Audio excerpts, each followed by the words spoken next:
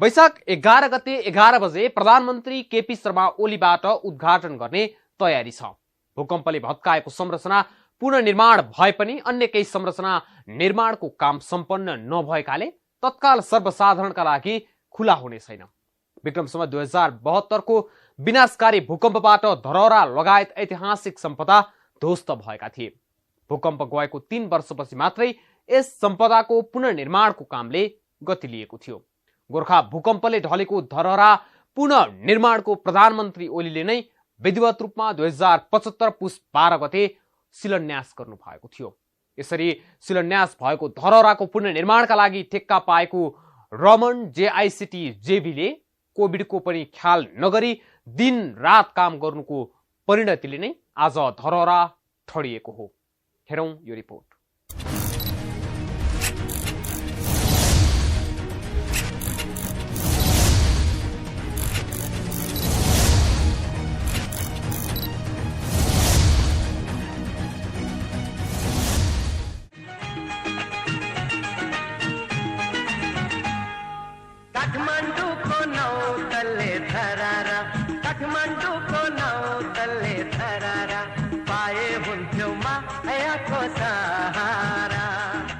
यो गीतमा भने जस्तै नौतले धरहरा अब इतिहासमा सीमित हुने भएको छ। कारण हो नयाँ बनेको 22 तले धरहरा।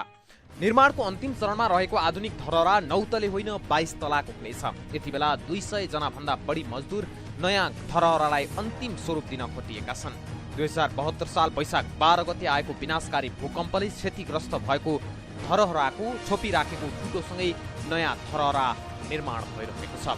अहिले कामदारलाई भ्याइ नभ्याइ छ। कोही ढलानका लागि बाँधिएका फर्मा हटाइरहेका छन्, कोही ढलान फिनिसिङ, कोही रङरोहन त कोही मार्बल मिलाइरहेका छन्। धरहराको फेदमा सिडी बनाउने काम जोडतोडका साथ चलिरहेको छ। उनीहरू अरू बेला भन्दा बढी चटारोमा देखिन्छन्। कारण आउँदो 11 गतेसम्म धरहरालाई उद्घाटन योग्य बनाइसक्नुपर्नेछ। प्रधानमन्त्री केपी शर्मा ओलीले 11 गते 11 बजे उद्घाटन गर्ने कार्यक्रम रहेकाले त्यहाँ अन्तिम चरणको काम जोडतोडका साथ चलिरहेको हो। नेपाल पुनर्निर्माण प्राधिकरणका अनुसार धरहरामा हाल टावरको करिब 97% काम सकिएको छ। 22 तलाको धरहरामा अब केही तलाको टेका हटाउन मात्र बाँकी छ। रङरोगन र अरू फिनिसिङका काम तीव्रताका साथ चलिरहेको छ। पुरानै धरहराको गजुरमा सुनको जरप लगाएर आइतबार स्थापना गरिसकिएको छ। नयाँ धरहराको 20औं तलामा उक्लिएर काठमाडौँ निहाल्न सकिने व्यवस्था मिलाइएको छ। पुरानो धरहरा भन्दा नयाँ बन्ने धरहराको चौडाइ ठूलो हुनेछ, जहाँ 2वटा लिफ्ट पनि हुनेछ। साथै एउटा परम्परागत फ्र्याङ रहनेछ। लिफ्ट र फ्र्याङ 2वटै माध्यमबाट धरहरा चढ्न सकिनेछ। यसपटक अपाङ्गता मैत्री रूपमा धरहरा निर्माण भएकाले लिफ्टबाट सबैले धरहराको टुप्पोमा पुग्न सक्नेछन्। नयाँ धरहरा अत्याधुनिक र सुविधा सम्पन्न हुनेछ। 42 रोपनी क्षेत्रफलमा निर्माण सुरु गरिएको धरहरा बाहिरबाट हेर्दा 11 तलाको हुने भए पनि भित्र भने 22 तलाको र उचाइ 72 मिटर र 48 फिटको बेस रहनेछ। 22औं तलामा पुरानै धरहरामा रहेको शिवलिङ्ग प्रतिस्थापन गरिएको छ। अहिले त्यसमा पनि फिनिसिङको काम चलिरहेको छ। पुरानो परम्परा अनुसार सुर्की र इँटाको प्रयोग गरी बनाइएको पुरानो धरहरा भन्दा फरक नयाँ धरहरामा फलाम, गिटी बालुवा र सिमेन्टको प्रयोग भएको छ। नयाँ धरहरा 80 मिटर अग्लो छ। पुरानै संरचना अनुसार बनिरहेको नयाँ धरहरामा पहिलेको जस्तै बुट्टा र गोला झ्यालहरू बन्नेछन्। नयाँ धरहरामा सङ्ग्रहालय निर्माण हुनेछ भने पुरानो धरहराको भग्नावशेषलाई पनि नजिकै स्मारकका रूपमा राखिनेछ। अहिले बनिरहेको धरहराको कुल क्षेत्रफल 42.2 रोपनीमा छ। धरहरा परिसरमा म्युजियम, वाटर फाउन्टेन, बगैँचा, रेस्टुरेन्टका साथै आधुनिक पार्किङ लगायत निर्माण हुनेछ। गोसवारा हुलाक भएको स्थानमा उद्यान बनाइनेछ। उद्यानभित्र बस्ने ठाउँ, ढुङ्गेधारा, हरियाली, चमेना गृह हुनेछ। धरहराको टावर निर्माण बाहेकका अन्य काम भने सुरु भएको छैन। मङ्सिर मसान्तसम्म समय बाँकी रहेकाले ती सबै सम्पन्न गरेर मात्रै धरहरा खुल्ला गरिने प्राधिकरणले जनाएको छ। कहिले पाइन्छ त धरहरा चढ्न? हतारमा फिनिसिङ गरेर उद्घाटन गर्न लागेको भए पनि उद्घाटन लगत्तै सर्वसाधारणले धरहरा चढ्न पाउने छैनन्। 11 गते उद्घाटनका लागि चढ्न दिइने भए पनि त्यसको 8 महिनापछि मात्रै खुल्ला गर्ने तयारीमा पुनर्निर्माण प्राधिकरण लागेको छ। अहिले धरहरा मात्रै निर्माण भएको छ। धरहरासँगै निर्माण हुने संरचनाहरू समेत तयार भएपछि मात्रै खुल्ला गरिनेछ। धरहरा निर्माणको जिम्मा जेआईटीसी रमन जेबीले 2075 असोज 14 गते पाएको हो। आगामी मङ्सिर मसान्तसम्म सम्पन्न गर्ने तालिका बनाइएको छ।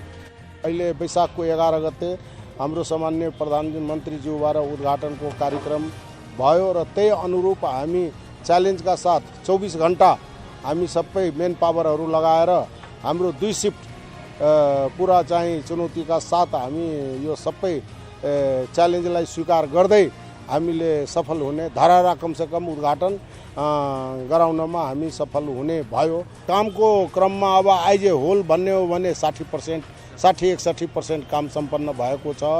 अब धरहराको भन्नुहुन्छ भने धरहराको त करिब 95% जति सक्यो।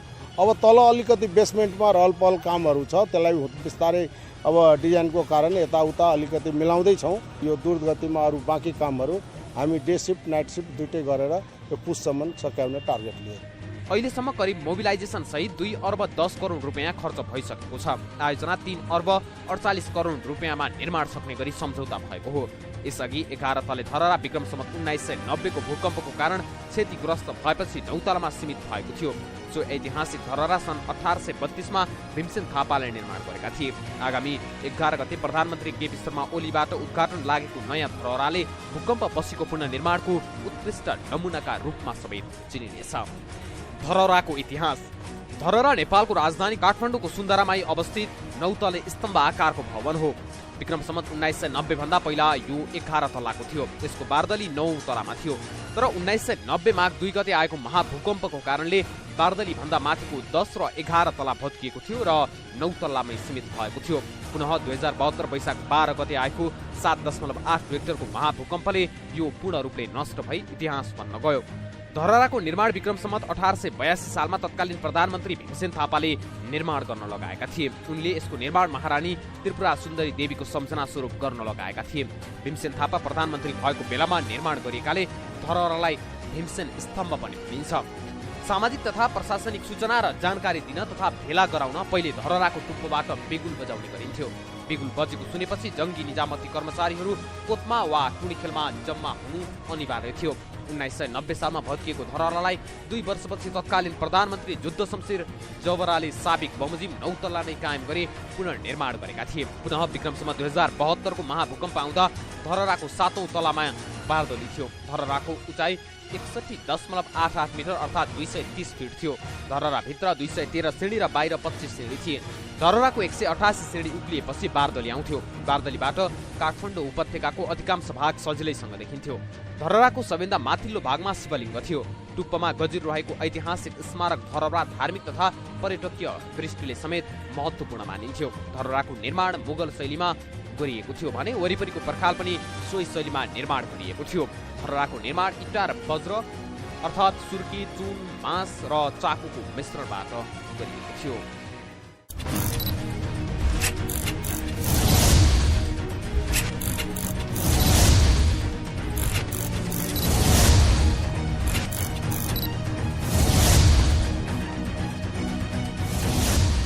इच्छा शक्ति राख्ने हो भने कुनै पनि काम समयमै गर्न सकिन्छ भन्ने एउटा ज्वलन्त उदाहरण बनेको छ धरहराको पुनर्निर्माण। यसमा संलग्न ठेकेदार कम्पनीको निरन्तरको काम गराई, राष्ट्रिय पुनर्निर्माण प्राधिकरणको निरन्तरको अनुगमन, दिनरात नभनी यहाँ काम गर्ने कामदारहरूको कडा मेहनत र परिश्रमको फल समेत हो धरहराको यो स्वरूप। कतिले यसलाई हतारको काम भनेर आलोचना गरे पनि धरहरा छोडिएकोमा प्रधानमन्त्री ओलीलाई धन्यवाद दिनैपर्छ।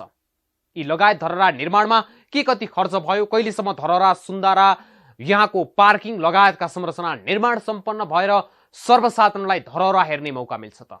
यी प्रसङ्ग सहित उपस्थित हुनेछौँ एकैछिनको विश्रामपछि।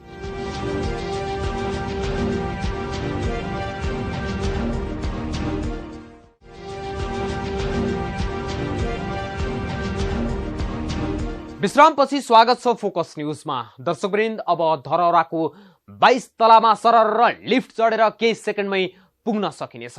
तर संरचना परिवर्तन भए पनि स्वरूप भने जस्ताको तस्तै बनाउने प्रयास समेत गरिएको छ।